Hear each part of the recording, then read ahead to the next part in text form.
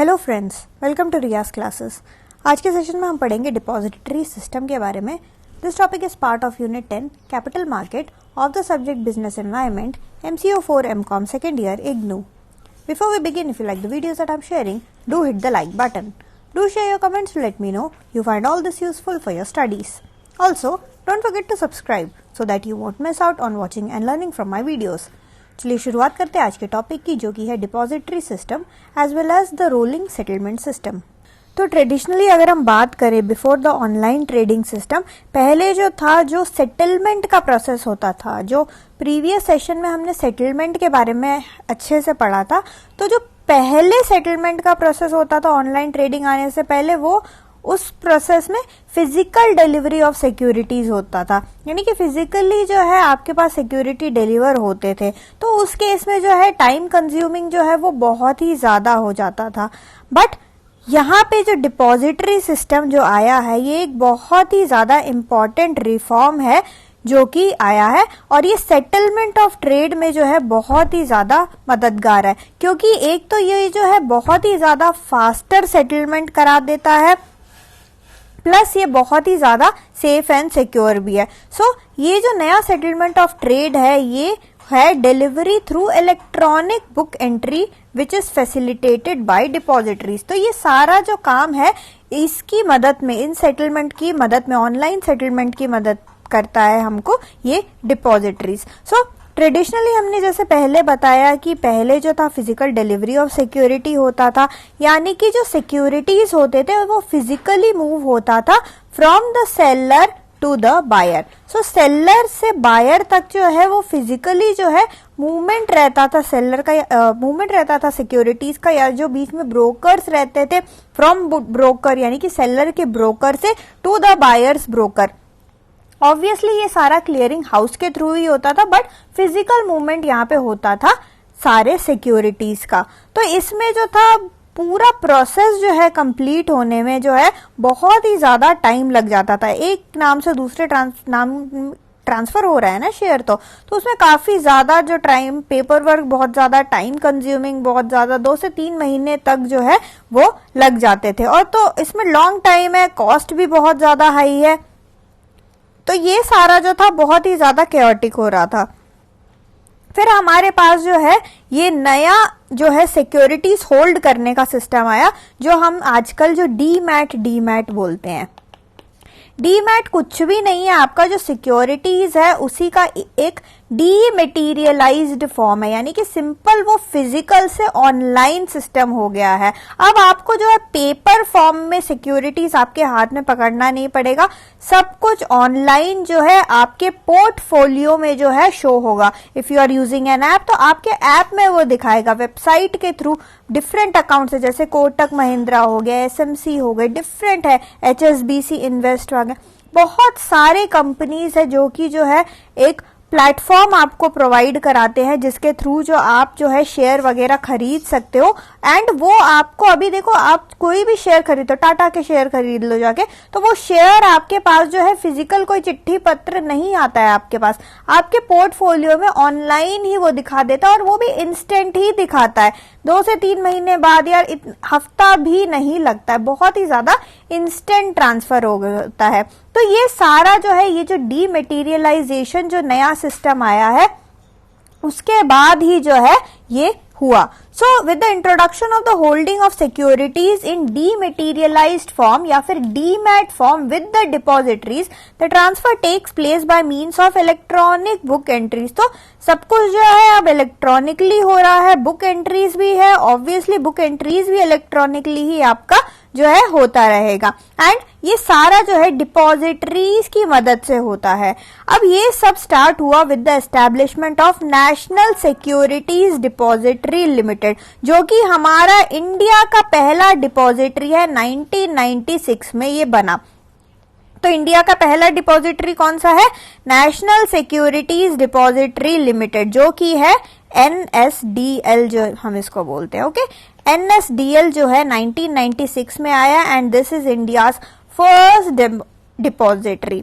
तो यहाँ पे जो भी आपका जो फिजिकल जो मूवमेंट होता है पेपरों का, पेपर पत्रों का जो भी फिजिकल मूवमेंट होता है उसको इसने जो है बंद करा दिया। तो अब पेपर जो है, पेपर अगर मूवमेंट होगा, सर्टिफिकेट्स मूवमेंट हो गए, सर्टिफिकेट में जो स्टैम्प ड्यूटी वगैरह लगता है वो सब एकदम खत्म हो गया। और जो ट्रांसफर की अगर हम बात करें, ट्रांसफर जो है बहुत ही ज्यादा फास्ट, इमीडिएट ट्रांसफर आपको यहाँ पे देखने को मिलेगा। फास्टर सेटलमेंट साइकिल, जो प्रीवियस यूनिट में हम जो सेटलमेंट साइकिल की बात कर रहे थे वो एकदम ही ज्यादा फास्ट हो गया है। तो सेबी ने भी अपना गाइडलाइंस दे रखा है कि कैपिटल इश्यू रिक्वायरमेंट के लिए, अगर आपको कैपिटल इश्यू है उसको, उसमें रिक्वायरमेंट आपका यही रहेगा कि आपको जो है किसी ना किसी डिपॉजिटरी के साथ जो है पहले से ही एग्रीमेंट बनाना पड़ेगा। सो डिपॉजिटरी के साथ रजिस्टर होना जो है वो मस्ट है। तो यहाँ पे हमें फायदे क्या क्या हो रहे हैं? पहला, वो जो पेपर है, पेपर देखो, पेपर एकदम रिमूव हो गया, पेपर रिमूव हो गया, पैसा नहीं लगेगा आपको, जो पहले वो जो स्टैम्प पेपर वगैरह लगता था वो नहीं लगेगा। सो यहाँ पे आपका जो पूरा का पूरा सिस्टम है वो एक तो पेपरलेस हो गया है, फास्ट हो गया है, सेफ हो गया है एंड इकोनॉमिकल भी हो गया है। काफी ज्यादा जो है कॉस्ट कटिंग आपका हो गया, बहुत ही ज्यादा सस्ता हो गया है। सो ये है आपका कहानी डिपॉजिटरी सिस्टम। सो डीमैटेरियलाइजेशन जो है बहुत ही बड़ा कदम था जो कि हमारे पूरे स्टॉक मार्केट का जो है गेम ही बदल डाला। पहले बहुत जो महीनों लग जाते थे, हफ्ते लग जाते थे, वो सब अब इंस्टेंटेनियसली हो रहा है। तो ये बहुत ही ज्यादा इम्प्रूवमेंट है। एंड इसके बाद जो बड़ा इम्प्रूवमेंट है ना वो है our rolling settlement. Now a small step which beginning was made in December 1999 with the rolling settlement introduced in 10 scripts. So starting में 1999 के दिसंबर में जो है एक सेटलमेंट सिस्टम इंट्रोड्यूस्ड किया गया इन 10 scripts.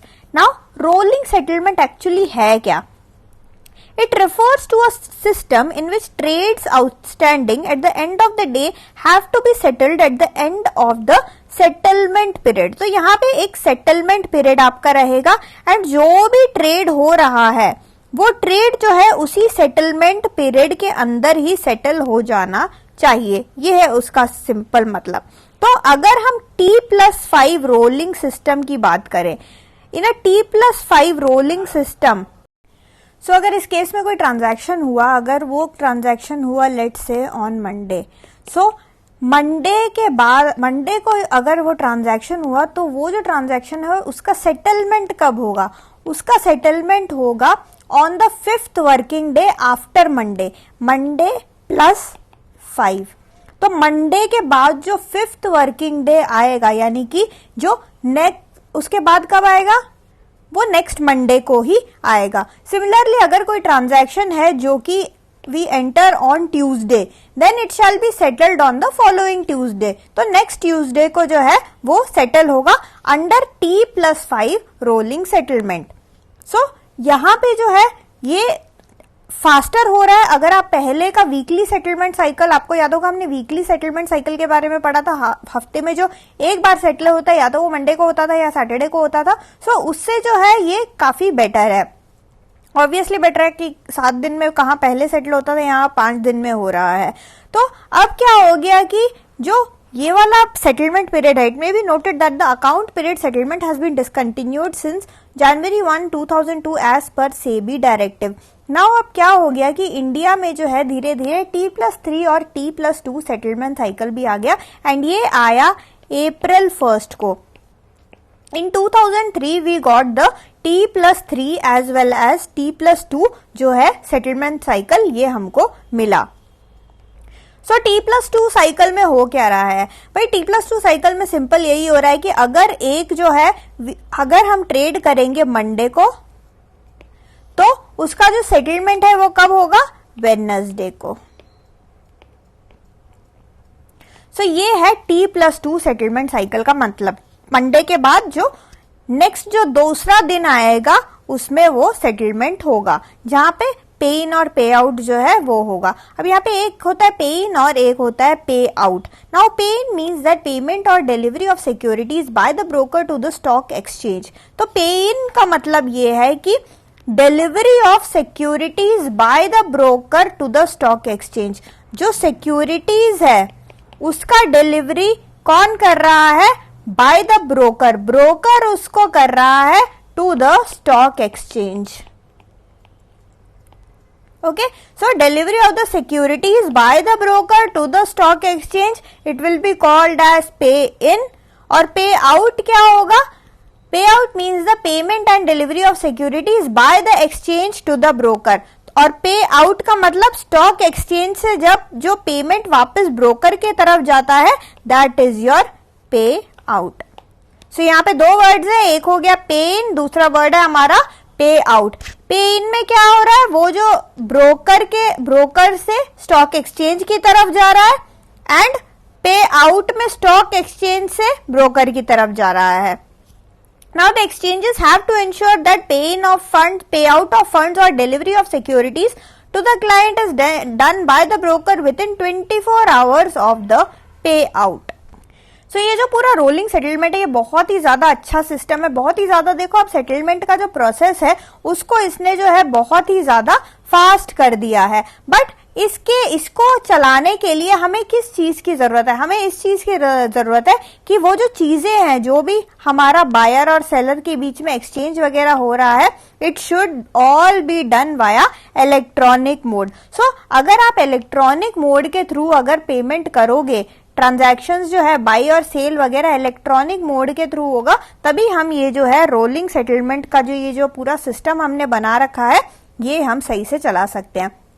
और आजकल क्योंकि इलेक्ट्रॉनिक ट्रेडिंग ही हो रहा है, डिपॉजिटरीज वगैरह आ गए हैं, कंप्यूटर इंटरनेट फैसिलिटी सब कुछ है, तो उसके कारण ये जो रोलिंग सेटलमेंट का प्रोसेस है ना, ये एकदम हिट है. तो कहाँ हमने पहले बदला सिस्टम वगैरह पढ़ा था, जहां पे जो है महीनों लग जाते थे, हफ्तों लग जाते थे सेटलमेंट प्रोसेस होने में. बट यहाँ पे जो है रोलिंग सेटलमेंट के आने के बाद T+2 बेसिस पे ही सेटल हो रहा है. मंडे को अगर आपने कोई स्टॉक वगैरह खरीदा तो उसका सेटलमेंट वेडनेसडे तक हो जाता है. तो ये पूरा आपका कहानी हमने देखा. किसका? हमारा टॉपिक हम कर रहे थे सेटलमेंट का. हमने ट्रेडिंग पढ़ लिया और हमने यहाँ पे क्या करा? हमने यहाँ पे सेटलमेंट भी पढ़ दिया. सेटलमेंट में हमने डिपॉजिटरी सिस्टम कवर किया एंड हमने रोलिंग सिस्टम को भी जो है कवर अप कर लिया. So that's it for this session. Thank you so much for watching. Like, share and subscribe to Riya's classes. Thank you and bye bye.